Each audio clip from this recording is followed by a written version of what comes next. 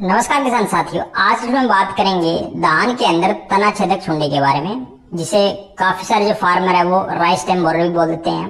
कुछ एक जगह पर इसे पेडी स्टेम बोरर बोल देता है या फिर इसे येलो स्टेम बोरर भी बोल देते हैं। ये एक ऐसी सुंडी या फिर एक ऐसा कीड़ा है जो एशिया के लगभग सभी देशों के अंदर पाया जाता है। ये एक ऐसा कीड़ा है जो रबी व खरीफ दोनों सीजन के अंदर हमारी फसलों का जो नुकसान है वो करता है। इस सुंडी की जो मादा है उसकी जो पहचान है वो करना काफी आसान रहती है।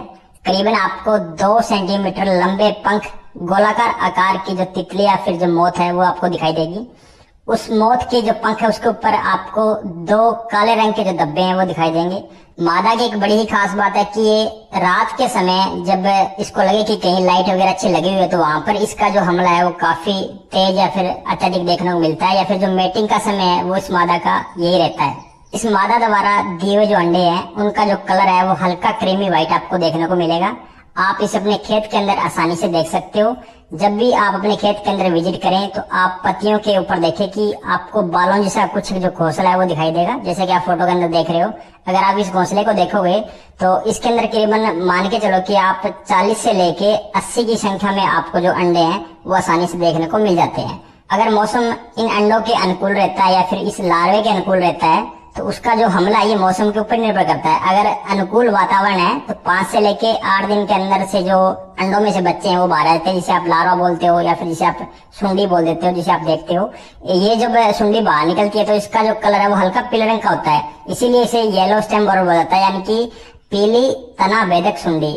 तना भेदक सुंडी इसको क्यों बोला जाता है कि जब भी ये लार्वा बाहर निकलता है तो ये हमारे धान का जो पौधा है उसके तने के अंदर सुराख करने के बाद में उस सुराख को भरने के लिए मल छोड़ता है। वो सुराख बिल्कुल बंद हो जाता है। उसके बाद में जैसे ही हमारे बाली बनने की जो अवस्था है वो स्टार्ट होती है, उस बाली बनने की आप जिसे जड़ बोल सकते हो या फिर शुरुआत बोलते हो, उस शाखा को ये खाना स्टार्ट कर देता है। तो जब भी वो बाली बाहर निकलेगी तो वो सफेद कलर की निकलेगी, क्योंकि उसके अंदर जो न्यूट्रिशन वैल्यू है वो खत्म हो जाती है। वो बाली उसने अंदर से कट कर दी तो उसको जो खाना वगैरह है जो आप भी स्प्रे करते हो न्यूट्रिशन की, वो उसे नहीं मिल पाती, इसलिए वो बाहर व्हाइट कलर की निकलती है। आप उसे खींचोगे तो नीचे से गली हुई कटी हुई आपको दिखाई देगी। सबसे बड़ी बात यह है कि अगर एक बार इस सुंडी ने वो आपकी शाखा या वो बाली काट दी तो वो पूरी की पूरी व्हाइट निकलती है। उसके अंदर आपको एक भी चावल या फिर दाना वो नहीं बनेगा, यानी कि आपका जो नुकसान है उस बाली का वो 100% हो गया।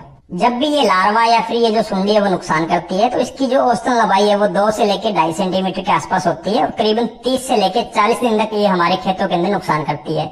30 से 40 दिन के बाद में इसके ऊपर हल्का हल्का जो कैप है वो आना स्टार्ट हो जाता है। 5 से लेके 8 दिन के अंदर पूरी सुंडी के ऊपर वो जो कैप है वो आ जाता है, जिसे आप प्यूपा स्टेज बोलते हो। प्यूपा स्टेज के आने के बाद में ये हमारी सुंडी है खेतों में नुकसान नहीं करती। अब हम बात करते हैं कि कुछ खेतों के अंदर ये जो सुंडी है वो सबसे ज्यादा अपना हमला क्यों करती है। अगर वो हमला करती है तो इसका जो नुकसान है वो हमें कितना % देखने को मिल सकता है। किसान साथियों, अगर आपने अगेती धान की जो किस्म है वो लगा रखी है तो वहां पर आपके यहाँ जो नुकसान है वो 1 से लेके 19% के आसपास देखने को मिलेगा। मैं 1% क्यों बोल रहा हूँ उसका जो रीजन है आप ध्यान से सुन लेना। उसके बाद में जिन किसानों ने पिछेती बिजाई कर रखी है, यानी कि धान की जो बिजाई है वो लेट कर रखी है, लेट वैरायटी लगा रखी है, शॉर्ट टर्म वैरायटी लगा रखी है, उन खेतों के अंदर आपको 38 से लेके 40% का जो नुकसान है वो देखने को मिल जाता है।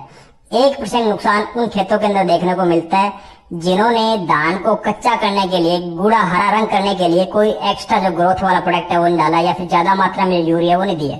अगर आप अत्यधिक मात्रा में नाइट्रोजन वगैरह दोगे या ग्रोथ के लिए कुछ भी डालोगे, वहां पर आपका जो पत्ता या फिर आपका जो तना है धान का वो काफी ज्यादा मुलायम हो जाता है। इस सुंडी को बिल्कुल भी जोर नहीं लगता कि उसके अंदर सुराख करने में, तो इजीली टारगेट करती है कि जो हरा भरा दिखेगा, जिसके अंदर ज्यादा रस दिखेगा, उसी खेत के अंदर जाने की ये कोशिश करती है, क्योंकि ये समझदार भी है। अगर आपके धान का जो कलर है वो हल्का घिये जैसा या फिर जो तोते का कलर आप देखते हो उस टाइप का है तो वहां पर इसका जो नुकसान है वो ना के बराबर देखना मिलता है, या फिर कुछ ही % जो नुकसान है वो देखने को मिलता है। वो इतना % नुकसान देखने को मिलता है कि आपके पैदावार के अंदर ज्यादा मात्रा में जो फर्क है वो नहीं पड़ेगा। अब हम बात करते हैं कि इस सुंडी की जो रोकथाम है वो हम किस तरीके से कर सकते हैं। किसान साथियों, अगर आप स्प्रे करना चाहते हो तो स्प्रे में आपको यहाँ पर स्क्रीन के ऊपर देता हूँ, आप ये वाली जो स्प्रे है वो कर सकते हो। इनमें से जो आपको सस्ती लगे, जो आपके खेत के अंदर, आपके बाजार के अंदर आसानी से मिल जाए, उसे आप यूज कर सकते हो। प्रति ml डोज मैंने आपको यहाँ पे लिख दी गई है।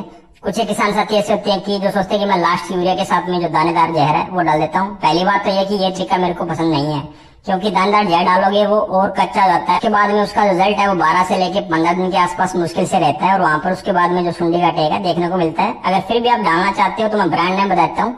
आप वर्टाको का प्रयोग कर सकते हो, अदामा कंपनी की ब्रोज आती है उसका प्रयोग कर सकते हो। आप कार्टेप जिसे प्रधान वगैरह है वो काफी सालों से डालते आ रहे हो, उसका भी प्रयोग कर सकते हो। या फिर आप फिप्रोनिल ले सकते हो, जिसको आप रीजेंट वगैरह बोलते हो। फटेरा का भी काफी सारे जो फार्मर है प्रयोग करते हैं। बाकी एक दो कोई ब्रांड या फिर जो टेक्निकल है वो में से हो सकता है कि मिस हो गया, आप उन्हें भी प्रयोग कर सकते हो। लेकिन मैं सजेशन करूंगा कि आप इंसेक्टिसाइड का स्प्रे ही करें। इसमें डबल आपका बेनिफिट क्या होगा कि हो सकता है कि आपके खेत में कहीं कहीं लीफ स्पॉट की या फिर लीफ ब्लास्ट की जो समस्या है वो आनी स्टार्ट हो गई हो, तो आप ऐसे समय में आप उस इंसेक्टिसाइड के साथ में एक फंजीसाइड मिला सकते हो। अगर आपने सुंडी के लिए नीचे ये दानेदार जहर डाल दिया तो उसके बाद में आपको स्प्रे के लिए टंकी फिर भी उठानी पड़ेगी, तो वहां पर आपकी डबल मेहनत और डबल जो दिहाड़ी है वो लगेगी। उम्मीद करता हूँ किसान साथियों जानकारी आपको अच्छी लगी होगी। धन्यवाद।